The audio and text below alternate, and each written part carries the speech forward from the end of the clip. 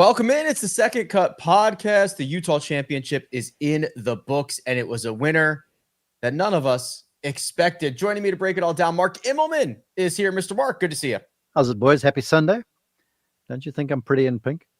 You do look nice in pink. We've got the full – Mark is in pink. Greg is in a nice shade of blue. I've kind of doled us out. Gray, man. Yeah, doled us out a bit. Greg, congratulations is in order. Not only was it victory number one, but it was in come from behind, exciting fashion.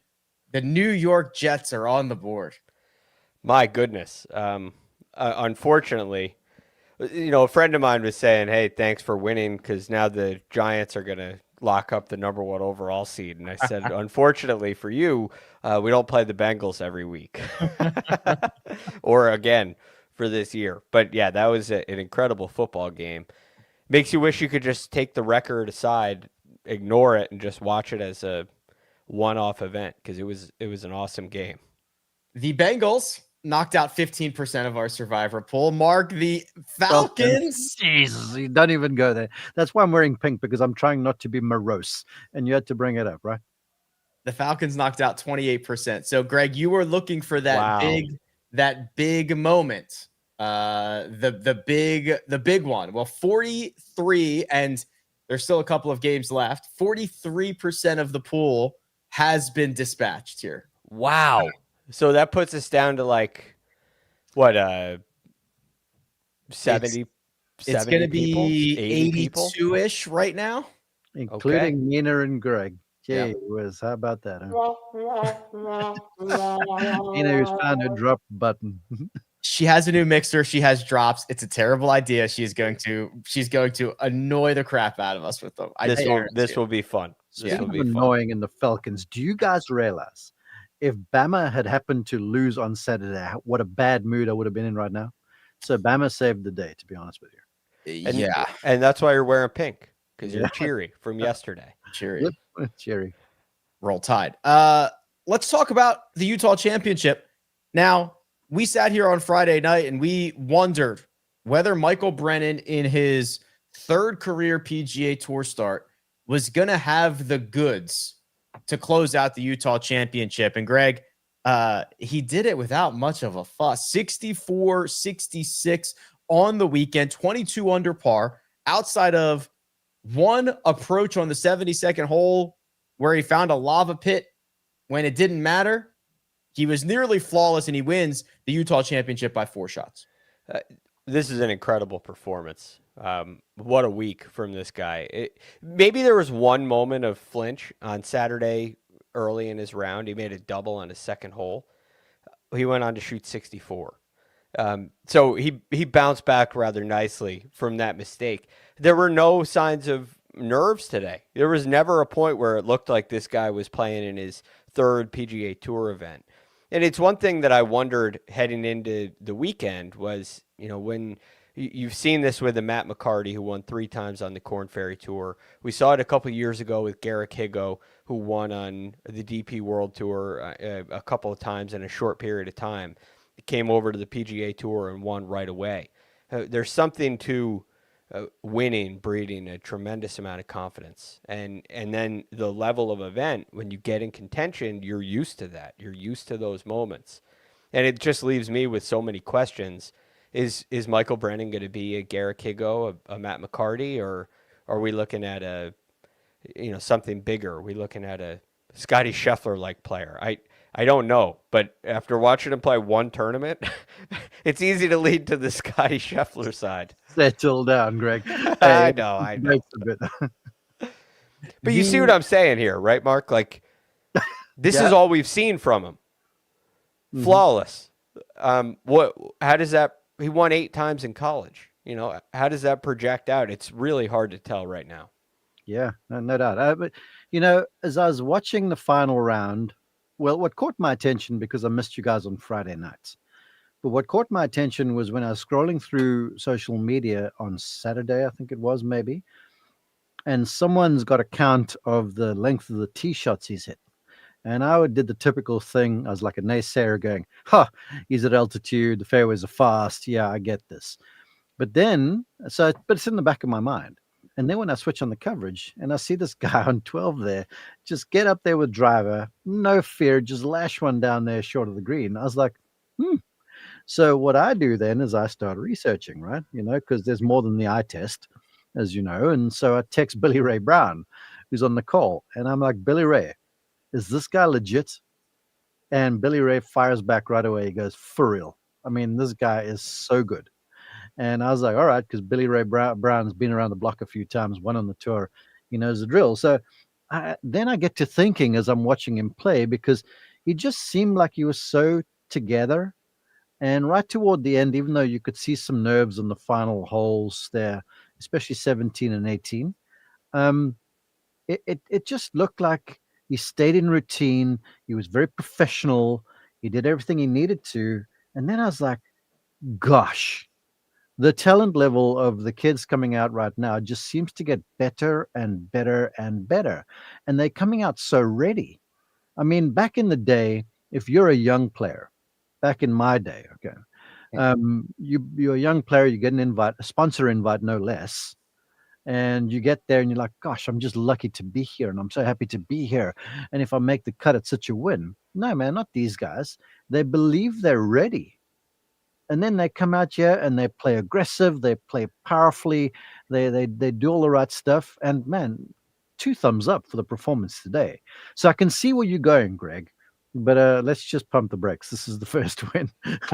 I probably should have mentioned it. I think I forgot to mention that. Mark is absolutely right. This is not a guy who got in because he's got conditional status and he's whatever in the rankings. It's not he's the 7th alternate. It's not a Monday qualifier. He was in on a sponsor's invite to get into this field, turns it around into a win, and now he is going to skip a tour. More on that in a second, but I do want to mine into what Mark was saying a little bit more, Greg, because I thought I saw it was either on Friday or Saturday on the back 9. He had the longest drive on every hole but one.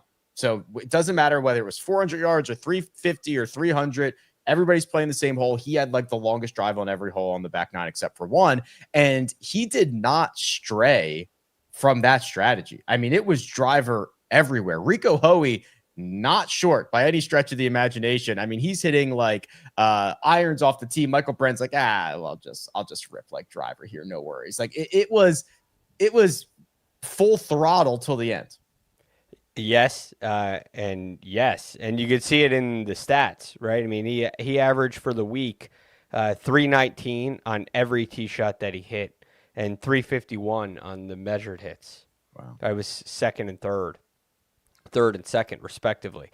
So really impressive driving distance, and then at the same time, why wouldn't you hit that? You've missed 6 fairways the entirety of the week.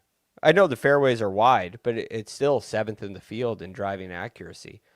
So if you have an asset like that in your driver and you can, hit a cruiser at 190 mile an hour ball speed, that's an asset, very much an asset. He's hitting little like low stinger fairway finders with 50-foot apexes that are 187 miles an hour ball speed. 27 feet in the air. Well, yeah. This afternoon, 27 feet. It's crazy. So it's clearly a club he's very comfortable with. It was so cool because my daughter's in town. We were working on her game the last couple of days, and she's longish for a girl, but she plays on a course now where it is narrow on either side of the fairway, and if you errant with a driver, you're dropping basically. And so she's developing a fairway finder. And so I said to her, grip down the driver, hit a hard low fade shot. This is what you do. So she started doing it. So she's sitting behind me and I'm watching golf, having dinner. And I say to her, Isabel, look at this. And I rewinded the tape to show her. And she was like, is that 27 feet in the air? I'm like, yeah, because the best she was doing with a driver was like 60 or 70 because that's low, right? And so it was mind numbing. And as I watched it further, with the use of the driver, I've heard it said that he says the driver is the favorite club. Now there's one other golfer to now suddenly hop onto Greg's bandwagon with the Scotty Scheffler observation. There's another guy in the world's game who's turned out pretty well. His name's Rory, and his favorite club is the driver too. Hey, Rick, that side eye is bothering me, man. When you look at me with that Well, side eye. I know the angle's different now, so every time I look at you, it looks like I That's right. don't believe in what you're saying. So I mean, if the driver, which is the most volatile club in the bag, save the putter, if that's your favorite club, you're off to a good start on a good wicket. That's what Scheffler does. Yeah. I don't know if he's ever said that it's his favorite, but Scotty hits driver all over the place. You know, he hits it a lot. He's very aggressive in that club selection, and it's one thing to do it because the data says, you know, you're better off the closer you get. Right? Data's proven that a lot. But when you're actually in the heat of battle and you're in a competition, is that the shot that you want to hit? You know that it's a shot you should hit. But when it's the shot you want to hit and it's the optimal shot to hit from a statistical perspective, well, that's a pretty potent combination. And that's what we saw with Michael Brennan this week. You're going to see a lot more of Michael Brennan. Oh, there's Mark. I got to add to Greg's statement because he is so right. And this, the tightening factor. Yeah. I've heard so many data analysts who've never played for anything more than their $5 bet with their buddies on Friday morning say, just hit driver. It's statistically the best play. But when you've got this thing happening and that fairway looks like it's about that big, it's hard to step up there and commit to the driver. I don't care who you are, because there's a rule in life that says speed kills. Now, speed is an advantage if you can keep it inside of the yellow lines on the road or the boundaries of the fairway. But if you're getting up there saying, I'm just hitting driver because data says, and you're nervous as a cat, good luck. It's not that easy. Not that easy. Not as easy as Michael Brennan made it look. You're going to see a lot more of Michael Brennan. He has now skipped the Korn Ferry Tour, which is that was the plan. 3 wins on PGA Tour Americas, and he would start 2026 on the Korn Ferry, and no longer does that have to happen, Mark, because he has secured that PGA Tour card. Yeah, and I got to say this, because every week we are moaning from all and sundry about the sponsor invitation. Why are sponsors getting invitations, and why are we getting this? And you got the usual suspects. And look at this. All of a sudden, a sponsor invite has a life-changing week. And he goes from playing the PGA Tour Americas to now being a winner on the PGA Tour because of a sponsor invitation. Now, if these things are well doled out, and most times they're earned, and the people giving out these things aren't just lavish and giving them to everybody, the sponsor invite is a good deal. Stop complaining about it. Let's appreciate the thing for what it is, because this week it's proof that this stuff actually does uncover some incredible stories. Yeah, and I think there's a good and bad use of sponsors' invites. We've seen the John Deere Classic do a phenomenal job, Greg, of fostering what is basically the next generation, right? You get the Jordan Spieths out there. They come back early and often as they continue to play their career. That is probably... it's not probably, that's the better way, or that's the more acceptable way on golf Twitter to use sponsors invites than, say, Tony Romo or Steph Curry, who I love, but probably do not need to be playing in PGA Tour sanctioned events. No, this is exactly what they're for. And, I've been thinking about this week as Michael Brennan has been doing this. He won 8 times at Wake Forest, like we mentioned. And you if you watched any of the golf, you certainly heard that on the broadcast. But there are so few college players that we know when before they're PGA Tour players. And there's so many that are so good. What's the difference between getting into Luke Clanton's getting into his PGA Tour events and he's getting sponsor invites and Michael Brennan's not? What's the difference between them? That line is very thin. It's almost nothing. So it's very important for these players to get these opportunities, because I think that's what fosters the best possible tour you can have.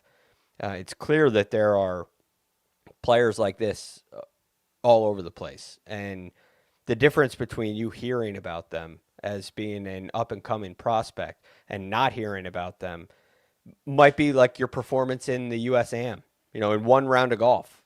That difference is huge from our perspective, but it doesn't necessarily speak to their potential as future PGA Tour stars.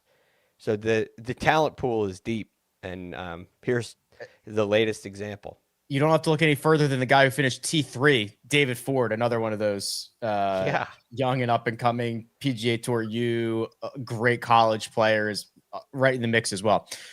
He was not the closest, David, to Michael Brennan. That was Rico Hoey, 18 under par, rounds of 63, 67 on the weekend, and a 4-shot deficit between he and Brennan. This is clearly starting to find something in his game, Mark. You know, he switched to the longer putter here in the fall. The results are starting to pile up. T9 in Napa. He finished 4th at the Bay Currents, which was in Japan. And of course, the solo second here. So Rico Hoey is starting to figure things out in a big way.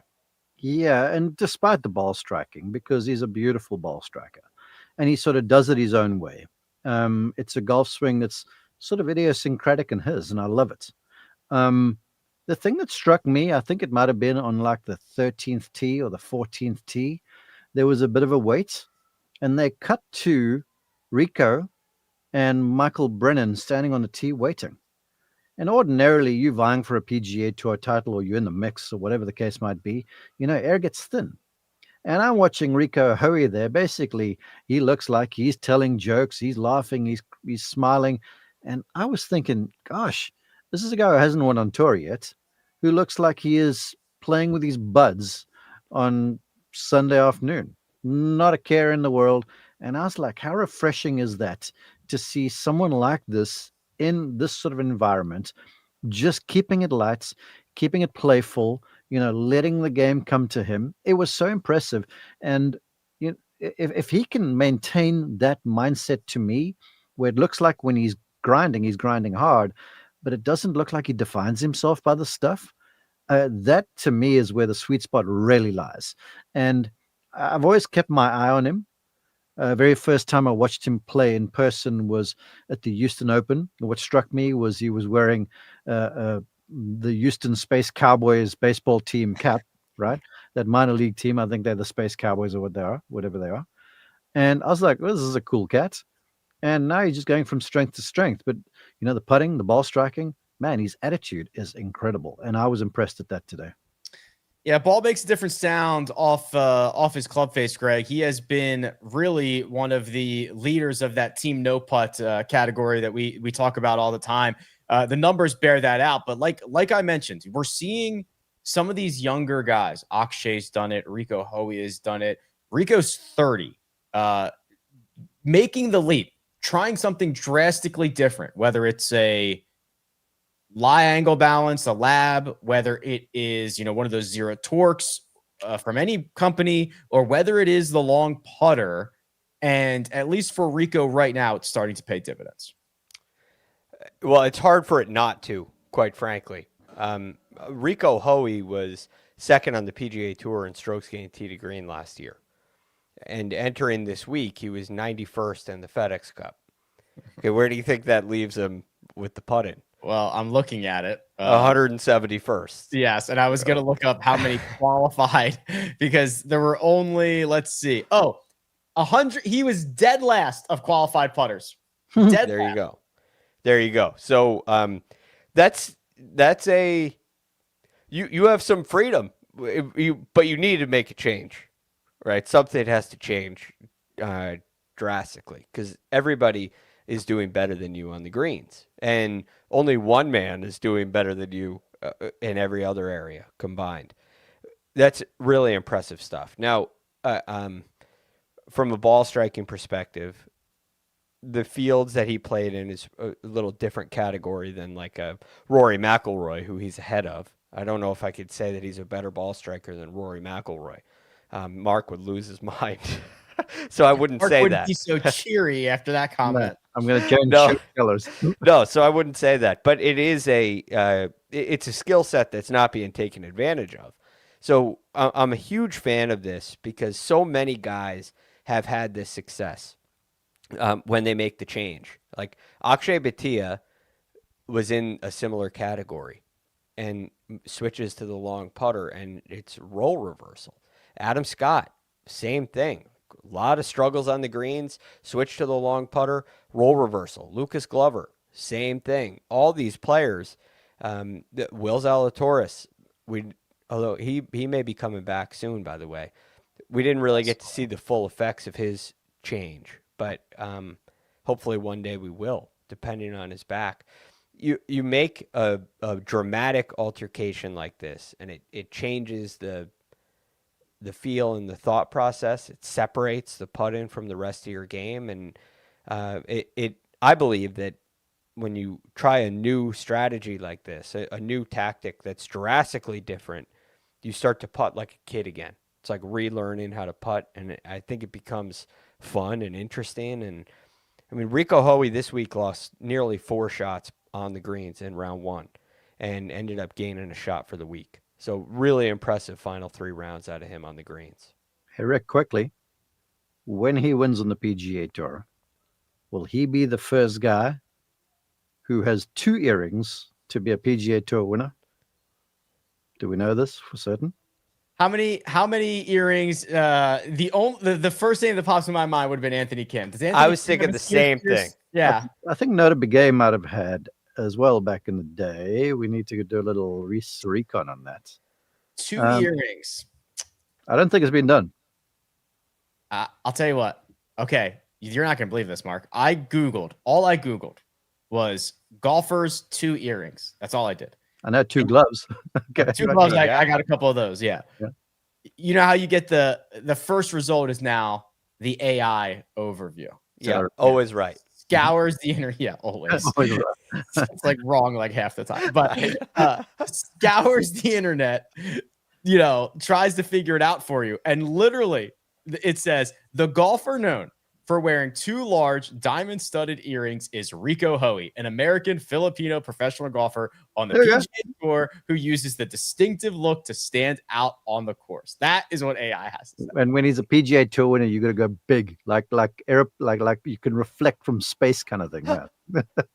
I'll be able to afford it. Land airplanes with those things. You just stand in front of the runway, like planes over my head. It's like Justin Jefferson playing. Right. We could get to the point where we call that ice. Ice. Yeah. It's no longer bling. It's no longer it's ice. No, yeah, he's about to be Ice Hoey. We're going to rename him on the show. That's right. Michael Brennan, 22 under, 4-shot gap to Rico Hoey, 2-shot gap to the logjam of 6 golfers in a tie for 3rd. David Ford, as mentioned, Thorbjorn Olesen, Ben Silverman, Justin Lauer, Pearson Coody. But the one I want to dive a little bit deeper into is Matt McCarty, because Greg, he was someone we eyed on Friday. On Friday night. He played well on Saturday. Again, he shot his best round of the week with a 64. And remember, he won the first and only other edition of this event. He was going for the title defense. Stumbled out of the gates, was 3 over through 6. He made bogeys on 1, 2, and 6. He played well after that. He got it back under par. He shot a 70. He was going to have to do something magical to catch Michael Brennan anyway. But obviously, after what we saw on Saturday, that was not the start we were looking for on Sunday. No, and it was uncharacteristic as well. Right, this is a golf course where guys are piling up greens of regulation, and on his first 2, a number of these approach shots early in this first 6 holes, he had like 4 approach shots well left for the lefty, hitting a weak shot out to the left that was costing him bogeys. Some big misses into the greens for a PGA Tour player, and it was a consistent miss. I did not see it coming. Somebody was asking us on Twitter, one guy, who's it going to be? I said McCarty. It was clearly wrong. The thing I liked about him was the ability to go break 30. Seemingly every other 9 he plays, he breaks 30. But when you're hitting irons like that early out of the gate, you're giving up way too much ground. I had to scroll 3 or 4 times when I looked at this leaderboard first. I was like, where did he go? 3 over through 6 holes in this tournament plummets you down the leaderboard. Yeah, that 29 on his second 9 on Saturday was his 3rd time breaking 30 in like 6 9s going back to Japan. I Or think it something. was 8 nines, 8, 3 of 9. 8. Yeah. Yeah, that would have made more sense. 3 out of 8. So yeah, pretty good if you can do that as frequently as Matt McCarty does. And Mark, this is we talked a lot about how he struggled a little bit after winning this event last year, which is not entirely uncommon for a guy to get kind of their first big win and then take a sigh of relief. But played well at the Wyndham. He had a top 10 there. Played well in Japan. He had a top 15 there. And then, of course, he's going to get the T3 here. So Matt McCarty's starting to find that form again. Yeah, it is. I cannot pinpoint what it is in the game where you have these sort of highs and lows, except for think that it's the reality of the modern day player where, again, us old timers, there wasn't as much money. So you had to be consistent throughout the year if you really wanted to make a lot of money and, climb up rankings. Nowadays, with the way the money is and with the way the FedEx Cup points are, if you have a couple big finishes, you essentially book your place in the playoffs. And then if you get hot at the right time, then, you could do something crazy, like win the FedEx Cup. So it's clearly good enough. I'm just keen to see if he takes the next step. And as far as I'm concerned, all it is a little consistency. And I don't know where it's going to come from because I know he's long enough. I know the short game is decent. But it's just there will be something. Maybe it's just comfortability. Maybe because remember when he won last year at this place, he was coming off the Corn Ferry Tour, right? And coming to an event like this at Black Desert, it's all bets are off. It's a brand new course. Nobody's seen it. He is from the Scottsdale Phoenix area, so he knows desert golf. So it was sort of comfortable for him. Then he goes on the tour, and you're going Torrey Pines, you're going West Coast, East Coast, Midwest, all over the show. So maybe it was just a case of learning golf courses. I don't know. But as far as I'm concerned, he's good enough. And all that's missing in his game now is some consistency. And maybe year 2, with a little confidence, going back to places he knows, that kind of might be the elixir for the game. Yeah, a little sophomore boost for Mr. McCarty. How about what kind of year are we setting up for in 2026 for Mr. Max Homa? Because, Greg, Friday night, we were looking at an injured Max Homa in a lot of pain who rallied to shoot a Friday 66. He then followed that up with a Saturday 66 in which he made eagle on number 18 and a Sunday 67 in which he made an eagle on number 18 to boost him into the top 10. Officially, it's a T9 for Max, and all of that talk, I'm close, I'm getting there, I'm almost there, it's bearing true out on the golf course. This is a very curious situation. I'm very pleased with this performance. It's been brewing, so to speak. I got to think Max feels pretty good with where he is. He did mention that this is his last event of the year in some of his media earlier this week.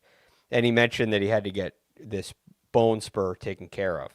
So he's going to probably have, that sounds to me like that's going to be a surgery on the bone spur. I don't know what the recovery is like from that. I do. Do you? Well, I just Googled it. Okay. So what does AI say? So AI says that a bone spur surgery is a surgical procedure. Yeah, we know that part.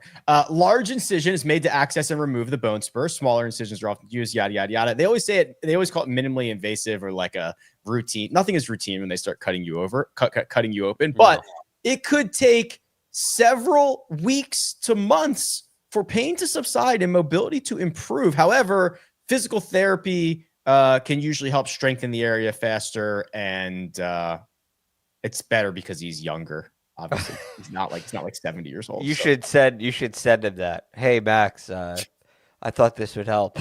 I got you, bro. If you didn't listen to our advice on losing weight, yeah, on losing weight, that was the number one thing to deal with bone spurs. Is to lose weight. The AI. You know what? When I was watching the coverage today, I looked at him. I'm like, dang, he has lost weight.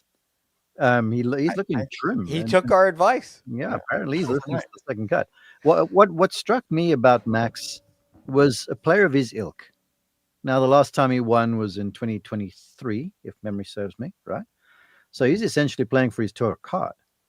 And a player of his sort of stature in the game, Ryder Cupper, remember at one stage he was always, every major championship was on the short list for someone who's going to contend in a major. Remember that lot? Now, all of a sudden, you've got a guy fist pumping an eagle on the last hole to get inside the top 10. And that sort of speaks to, one, where the mind is, two, how he knows he's on the way back up. It was a very meaningful putt to climb inside the top 10. I think he moved up to 93rd. So he's basically booked his card for next year now. Top 100. I'm looking at this. This is very strange to me. You're right, Mark. Farmers Insurance 2023 was his last win. So he's 2 years up. Unless the Fortinet was after that. But it also says exemptions, tournament winner through 2028. Oh, okay. I don't understand. No, it wasn't signature. What? No, I don't understand that. This is well, he also won on the DP World Tour, but that doesn't help him in this scenario. No. Yeah, I don't know why that would be like a 5-year exemption. 5 years, you get 5 years for players, you get 5 years for majors naturally. What are the signatures now? No, well, he's 2. I mean, the 2022 Wells Fargo was a signature, wasn't it? But that still wouldn't add up. We didn't have signature events back at that stage, did we? We're just coming out of COVID then. 25, 24, 23. How many years of signature events have we had? 3? I think so. I don't know either. Cope? Well, I mean, there's a chance that there's a mistake here, but where's Joseph? Where's Joey Bozo? We need him. We need the insight. I know. He usually does our research for us. Yeah. Where do you see that, Greg, that he's got it through? Oh, I see it. I went to his profile. Yeah, I see his it. bio. Tournament winner through 2028. That cannot be right.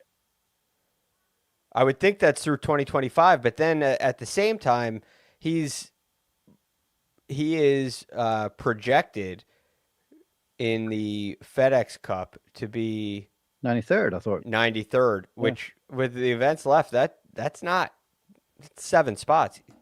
Easily could be overtaken.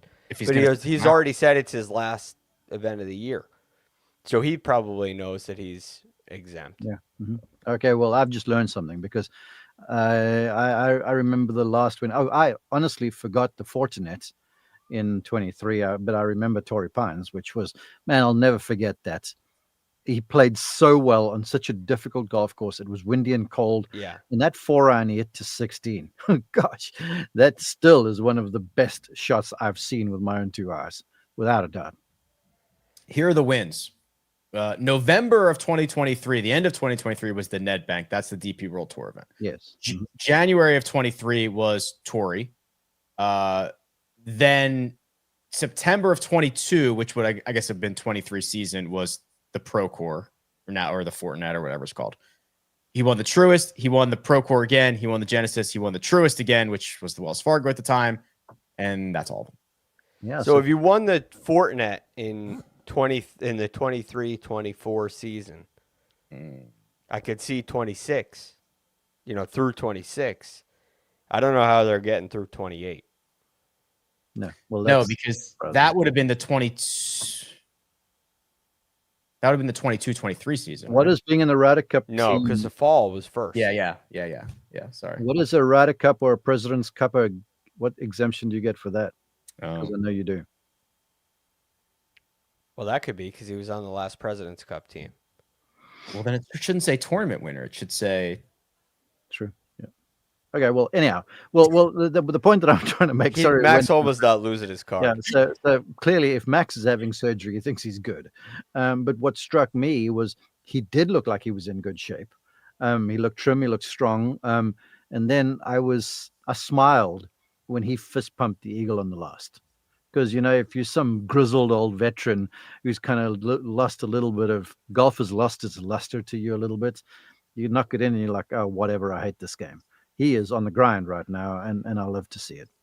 Also saw a rumor that he is starting back with Mark Blackburn again. Now, apparently, he was seen working with him, and nobody has commented. But he has left the coach that he left Mark Blackburn, went to a different coach. He's left that coach. You know what? as a player who's been fired by certain individuals more than once, I'm tired of this crap. I really am. I mean, Yeah. you like, God bless Victor Hovland. I mean, he's coming off a career year and then he ditches the coach. Yeah. Same thing with Max Homer. I just don't get it. Now, I understand the egos that are involved. I really understand that stuff. But, if you're going to pay peanuts, you're going to get monkeys. So if it's a financial thing, you got to realize that you got to pay these instructors well. They sacrifice a lot of time for you, and they're worth their weight in gold. If you don't, they're going to get kind of aggravated. And when they're aggravated, they're like, I don't need this anymore. I don't teach anymore because I got tired of all the ancillary things with teaching. Broadcast is way better. Yeah. Do the coaches get a percentage? Depends. Or just It depends. everybody's different? Yeah, everyone you make thinks your that, deal. and the cuts you get are like tiny, tiny little cuts. Yeah. Yeah, but you might have 10 guys in the field. If you've got 10 guys in the field, you never living at home. Yeah. That's the problem. 50 weeks a year on the road. Yeah. One thing that I always think of, Mark, with the leaving of coaches is Scotty Scheffler is the number one player in the world, well above the rest. And he's been with his coach since he was 7 years old. Yep. Right? They've been working on the same things, getting better and better and better and better and better and better since he was 7. If you make a move like this, you are essentially starting over. How are you going to catch up to a guy that's been doing this since he was 7 if you're going to start new? And then I want to add to that because, look, I've been hired by people that left another coach. Now, if you're getting hired by somebody, then you've obviously got to say something that is maybe new to them or rephrase something that they've been trying to do so it just settles a bit better, because all they've got to do is take ownership of what they're trying to do. And if it's the right thing, they're likely to do well. But if you typically go to a new guy, you're typically going to get new information because that new guy has to separate himself. It takes an instructor a lot of moxie to look at some guy who's paying him money to say, yeah, you were doing the right thing with the previous guy. Let's just continue doing that. How about that? How do you think that's going to go over with someone who's paying a good amount of money for some instructional fees? It isn't. So that's always the thing too. And there's one other thing that you're cobbling here. You're doing this, little adjustments there, because you've got to separate yourself because this relationship is transactional. Scotty's relationship with Randy is familial. The rest of us, it was you pay me this, I give you that, vice versa. That's about where it ends. It's very transactional. You know what I always found interesting is that a guy who coaches 7-year-olds evolved to coach the number one player in the world. So is that okay? Like, what are the chances a guy who coaches 7-year-olds is also capable of coaching the number one player in the world? So let me think this out in my brain. Like, is that Randy Scott and Scotty Scheffler growing together because it was always in Randy that he was going to become one of the best coaches out there? Is it he could only coach Scotty and he couldn't coach anybody else? I just find it interesting that that's the scenario when you wouldn't have today Mark Blackburn, one of the best coaches in the world, taking on a 7-year-old client right now. Right. So it's like, it's kind of this interesting thing that almost feels impossible in most scenarios. May I take a swing at this? Yeah. And then you can have a go, Greg. Please. Well, first off, with Randy Smith and Scotty Scheffler, Randy has taught legends in the game. I mean, he is very well respected. And when Randy was at the peak of his powers, Scotty, the young man, was watching Randy work with guys like Justin Leonard and all these, PGA Tour winners and major champions. So there was always this like, oh, I look up to him. He must know his stuff. So Randy didn't just, have nobody else and was teaching Scotty. He was a great golf instructor. But the reality of this all is the interaction between golf club and golf ball remains the same whether you're 7 years old or 77 years old. What happens is obviously power and speed and those sorts of elements which make the ball go farther. And the key to good teaching, in my opinion, is always communication. And if you are getting better and the communication is clear, then you are with the right person. I firmly believe that golf is seasonal. And as a player, you need to recognize that sort of stuff. And if you're not going very well, it's not like it's time to throw the baby out with the bathwater. I mean, think about this for a second. What we're seeing in college football. The Penn State guy gets ditched after having how many incredible seasons in a row just because it's this like, what have you done for me lately kind of thing. If you're approaching golf with that sort of a mindset, you're going to be chasing your tail for the rest of your life. And that's the one thing where Scotty and Randy have been very, very savvy. To that too, I feel like I'm preaching. Preach. Jordan Spieth, I have to commend the guy for staying with Cameron McCormick through all of those ups and downs. That speaks to another relationship. All of us can critique the thing, but Jordan believes Jordan's getting what Jordan needs. And that's the key. It's a lot more common than you think. You know, you got Cole Swatton and Jason Day. Yeah, Split up for a while, back together. Back, yeah. Mm-hmm. You know, that Colin McCormick and Rick Sessinghouse, same thing. Colin Morikawa, you mean? Colin Morikawa, yeah, he leaves them and comes back. You know, what's interesting, Rick, is coaches in golf often they work at clubs. So if a 7-year-old goes to that club, the teacher is going to say yes. Yeah, same. Right? Same, right. And so now it's just a unique thing. It's not like Sean McVay is teaching a flag football team. Right. You know, right. it's very different. Yeah. Because it's the club you work at. There's another guy. Okay, little Billy. I got to go work with Scotty Scheffler now. Yeah. It is like that, which is crazy. But you're hanging out at the club together. Like Ted Kegel is a golf pro down at Carolina Country Club. He's a legend. Right? He worked with Webb Simpson. Yeah. Brought him, and Grayson Murray. Brought both those guys up from their junior golf days all the way through. Which is just kind of incredible. So that's the biggest difference. It's where are you and where do you teach, and tour guys may come and see you there, but you got, you know, a day job too, so to speak. So yeah, I'm not sure if Butch Harmon has 7-year-olds, but he definitely has before. Right. It's interesting. I always think about that. Well, Butch had a very young teenager who came to him well before he was in Stanford University. Mm. Oh, yeah. Big cat? Yeah, big cat. I mean, it's a lot of these stories run true. Now we got to remember this too, right? The modern day player, who did they all idolize? Tiger. Who bounced around between golf instructors like it was tomorrow's laundry? Huh? Tiger. So if Tiger does it, it's cool. So all these young players are copying that. That's why it's good to see the throwback in the Scotty Scheffler. It's like, man, golf isn't who I am. Golf is what I do. He's copying Jack Nicklaus. Yeah, and Jack Grout. I trust this man over here. I trust him implicitly. Now, that doesn't mean, because I've talked to Randy a lot about this, this doesn't mean that there aren't any tiffs and Scotty gets a little hot around the collar when it isn't going like it should. But Randy is just Randy. He doesn't panic. He's like, bro, let's just do what we do. And then Scotty settles down. He does it again. And then he goes and wins another tournament. Winning cures everything. All right. Appreciate it, boys. I'm getting a little bit of a lesson here. Utah Championship in the books. 3 events to go in the fall. WWT, Worldwide Technologies. That's an event in Cabo. Then they go to Bermuda. And then finally to St. Simon's Island for the RSM Classic. That'll wrap up the fall portion of the schedule. Anything else, boys, before I let everybody go watch Sunday Night Football? Yes. Here's some news. Okay. I don't know if I should share this. Yes, you definitely should now. Now you have to.